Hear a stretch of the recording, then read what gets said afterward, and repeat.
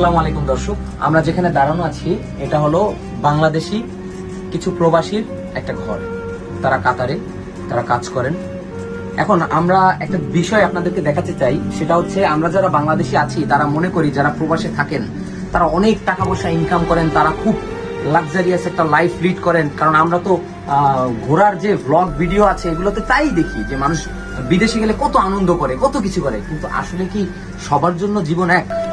সবার জন্য কিন্তু জীবন এক না। দেখেন একটু, আমি একটু দেখাই এখানে কয়জন মানুষ থাকেন। এখানে একটা, দুইটা, তিনটা, চারটা, পাঁচটা, ছয়টা, সাতটা, আটটা, নয়টা, 10টা, প্রায় এই রুমের মধ্যে প্রায় 10-12 জন মানুষ একসাথে থাকেন।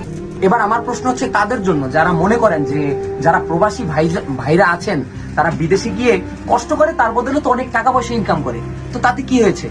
তারা টাকা পয়সা ইনকাম করে, কিন্তু টাকা পয়সা কি তারা নিজেদের জন্য খরচ করে? একটু তাকান।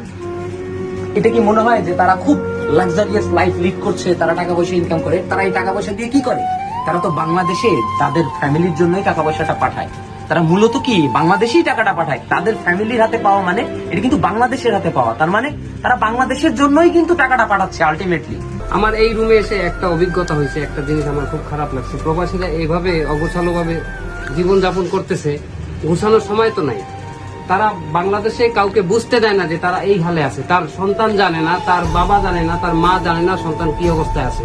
বিশেষ করে এই যে সিটটায় আমি মুরব্বীকে দেখাচ্ছি না, উনি এখানে, আমি সবাইকে রুম থেকে বের করে দিচ্ছি যে আপনারা বাইরে থাকেন, আমরা ভিডিওটা করি। ওনাদের দেখানো উচিত না, ওনাদের বাড়ির লোকজন দেখবে।